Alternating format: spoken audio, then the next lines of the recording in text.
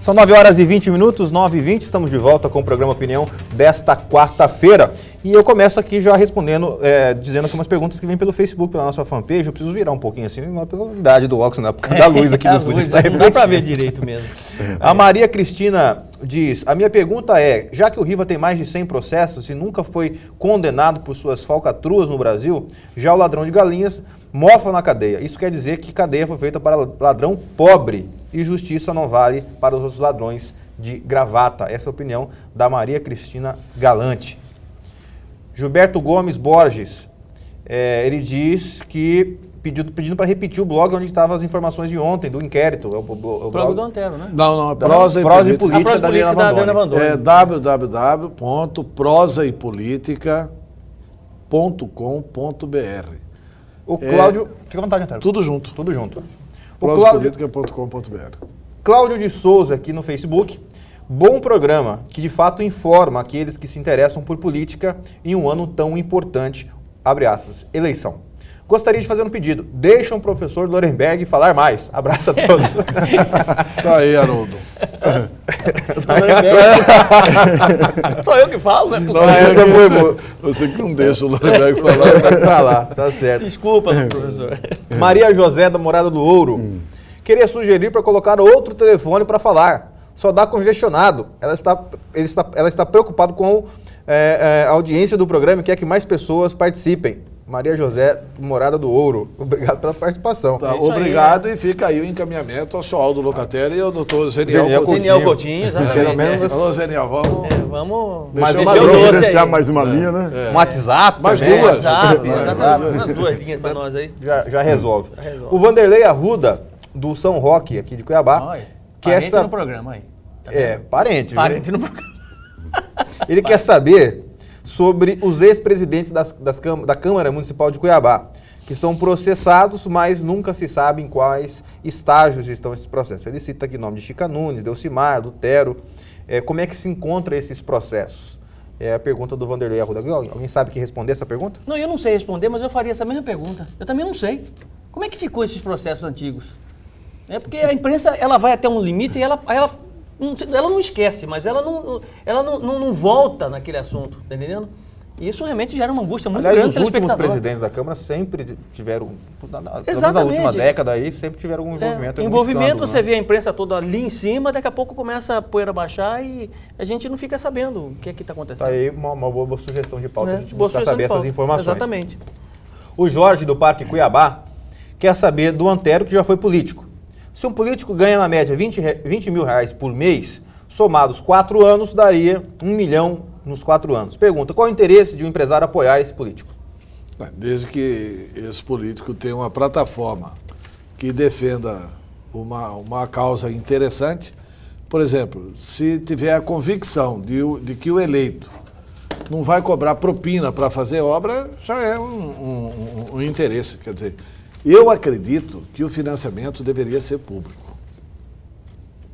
Tem um debate, né? Seria uma discussão boa aqui, né? Seria uma discussão boa. Financiamento e também o voto distrital, uma outra alternativa. Também o voto distrital. E também o recall.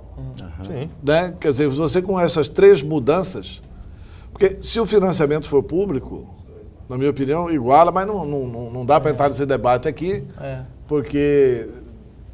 a gente teria que aprofundar nele. Claro. Né? Como que é o nome podemos dele? Podemos ter até um tema.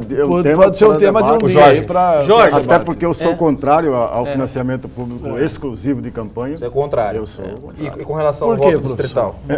Vamos programar isso para um outro dia. Vamos programar para outro dia, porque o tema é muito rico. Né? Fala para o Jorge o seguinte... Toma todo o período. Aí, cortando o professor de novo. Pois é, eu já estou percebendo. Desculpa, professor. Né? É isso que eu sei que ia falar. Não, Jorge é o seguinte... Alzheimer, cuidado. Eu já fiz essa conta várias vezes, Antero. Várias vezes. Essa conta não fecha, né? Não bate nunca. Você quer ver, por exemplo, eu fico me perguntando, por exemplo, né, como telespectador normal, pessoa que está acompanhando a política de forma, não como estudioso, como um cientista político, né, e o Antero, mas, por exemplo, vaga no Tribunal de Contas, 4 milhões. Aonde que Sérgio Ricardo arrumou 4 milhões para comprar uma vaga? Olha, ninguém fala nada aí, tá vendo? Eu não sei de onde que ele arrumou. Eu também não sei onde que ele arrumou 4. Faz a conta do salário dele. Não, você sabe e ele sabe.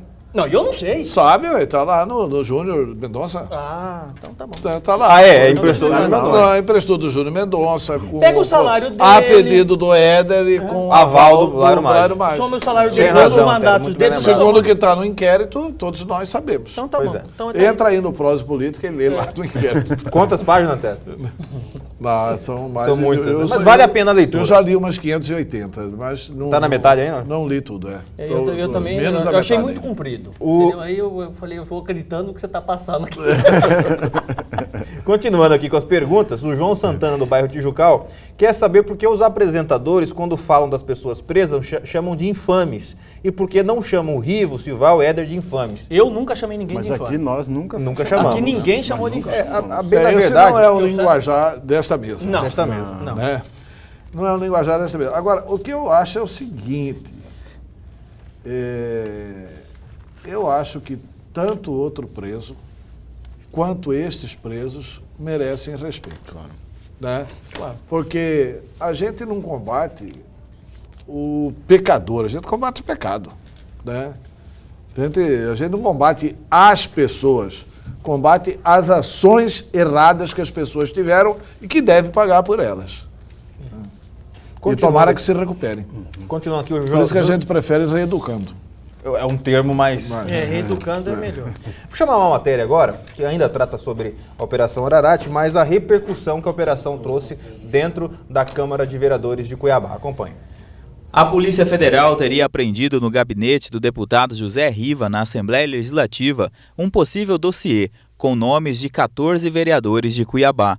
Os parlamentares seriam beneficiários de supostos pagamentos do ex-vereador João Emanuel. Na Câmara, todos se revoltaram com as suspeitas. Precisa acabar com as especulações. Se existe, tem que tornar público. Todo dia sai uma nota num jornal, sai a publicação no site. Até quando? Existe? Encaminha para quem de direito para apurar e tornar público. Agora, o que não é justo é ficar usando um suposto dossiê que parece pé de cobra, né? Ninguém vê, e manchando o nome de um parlamento de uma capital. Desconheço, olha, eu acho o seguinte, se for eu já considero um número alto, entendeu? Porque aquele cidadão que preza, que se dispõe a trabalhar em prol da sociedade, recebendo dinheiro da sociedade, ele tem que tomar muito cuidado e fazer jus ao que recebe, ao dinheiro que recebe da sociedade. João Emanuel foi cassado neste ano por quebra de decoro parlamentar. Ele é acusado de desvio de dinheiro da Casa de Leis. O presidente da Comissão de Ética afirma que o dossiê é uma prova plantada para corromper a imagem da Câmara. Vocês já verificaram na Polícia Federal se a Polícia Federal confirma a apreensão dessa documentação? Pelo que eu vi, a Polícia Federal ainda não confirmou. Eu passo a responder alguma coisa aqui na Câmara Municipal a partir do momento que tiver algum fato. Se tiver o meu nome citado, não vi o nome de nenhum vereador citado. Eu só vi até agora ex-presidiários por trás dessa história. Não se pode tentar desviar o foco. O foco, nesse momento, é a Assembleia Legislativa, é governo do Estado. Será que, mais uma vez, querem desviar o foco para a Câmara Municipal? O presidente da Câmara, o vereador Júlio Pinheiro, não quis falar sobre o assunto. Por meio de nota oficial, afirmou que desconhece a existência do tal dossiê e que irá se manifestar apenas na Justiça. Eu fui um dos que mais combati o João Emanuel, que nem dessa casa. Isso está público. Foi dado coletiva para falarmos do pedido de afastamento do vereador João Emanuel. Fizemos uma sessão no plenário desta casa, sem energia, né? Mas levamos até o final. Quer dizer, então, existe, mostra, torna público. Infelizmente está acontecendo tudo isso no estado de Mato Grosso, mas isso é bom que nós temos que tirar toda essa sujeira debaixo do tapete. A partir do momento que tiver alguma coisa oficialmente relacionada à Câmara Municipal, eu tenho certeza que qualquer um da Câmara Municipal irá responder por isso. Antes de falar do fato em si, eu queria dizer que o vereador Chico 2000 disse aí que ele sempre combateu o vereador João Manuel desde o começo, mas foi um dos que se absteve na votação pela cassação do vereador. Explicando que, ao se abster, votou em favor do João Emanuel. Exatamente. Vamos Deixar claro que o voto foi aberto e uma das obrigações nossas é informar bem a população. A verdade. Chico 2000 votou em favor do João Emanuel. Ponto Final. Agora, com relação às declarações dos vereadores que apareceram aí, do próprio Chico 2000, do vereador Renivaldo, do vereador Toninho de Souza, que está com uma postura mais ofensiva ultimamente, depois dessa caça às bruxas que o PSD fez em busca do seu mandato, depois do posicionamento dele com relação à cassação do vereador João Manuel. E ele foi duro ali a dizer, isso aí é coisa dos ex-presidiários que estão querendo jogar, botar na conta da Câmara mais uma vez. Vocês concordam com essa pergunta que ele fez? Será que vão querer colocar mais uma vez na conta da Câmara Municipal? Deixa eu provocar. Vou fazer 3 observações, Igor, Vamos lá. que me parece importante. Em parte, os vereadores têm razão, e nós já dissemos isso em outros momentos, a investigação tomou tamanha repercussão e está abrindo tanto foco, está saindo foco porque está abrindo braços para todos os lados. E isso corre o risco de não atender ao foco que é o objeto da investigação e da própria operação. Isso é muito ruim, evidentemente. Ora, quando abre braços e aparece o dossiê apreendido no gabinete da presidência da Assembleia Legislativa, tira-se parte desse foco, evidentemente. Esse é um aspecto.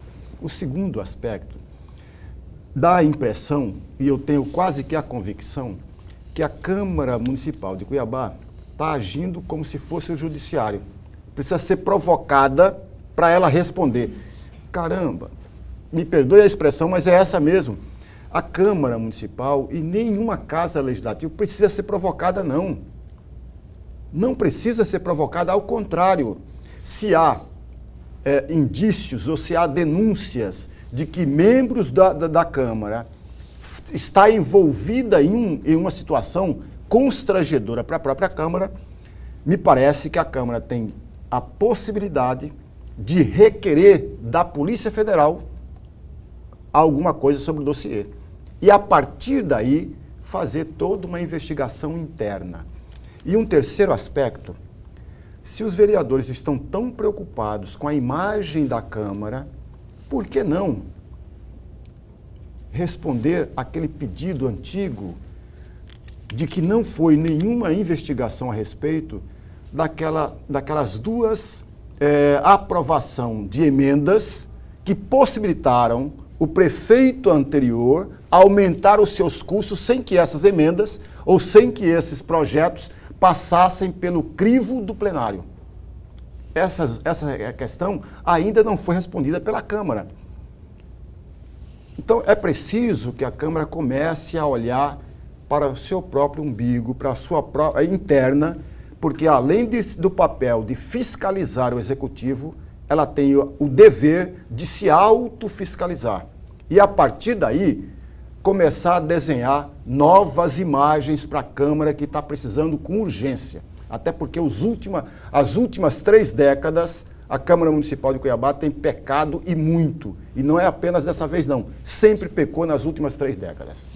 Eu quero só fazer alguns adendos aí à fala do professor Lorenberg. Um é dizendo que a Câmara tem razão de reclamar. Porque eu acho que a boa notícia é assim, olha, tem 14 envolvidos e os 14 são os seguintes. Patati e patatá.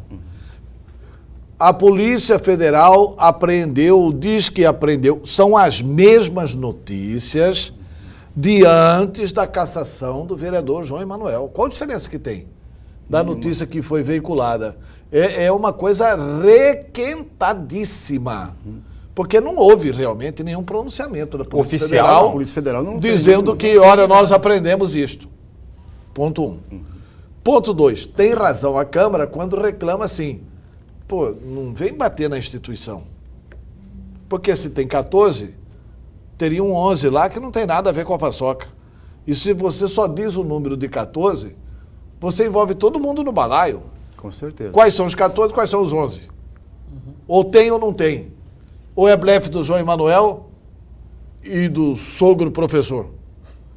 São coisas que precisam ser Esclarecida. absolutamente explicadas. Essa questão do foco, professor, essa questão da Câmara não vai prejudicar o foco. Só esse detalhe que é preciso colocar à população. Porque se houver, na busca e apreensão, esses documentos, é dever da Polícia Federal encaminhar ao Ministério Público Estadual. E aí corre apartado. Se houver isso, esses documentos vão ter que ser analisados pelo Ministério Público, pela Polícia Judiciária Civil e vai correr para ser julgado por um juiz de piso aqui na capital mato-grossense. Eu estou com o Toninho de Souza nessa, acho que não deveria realmente ficar falando sobre a instituição.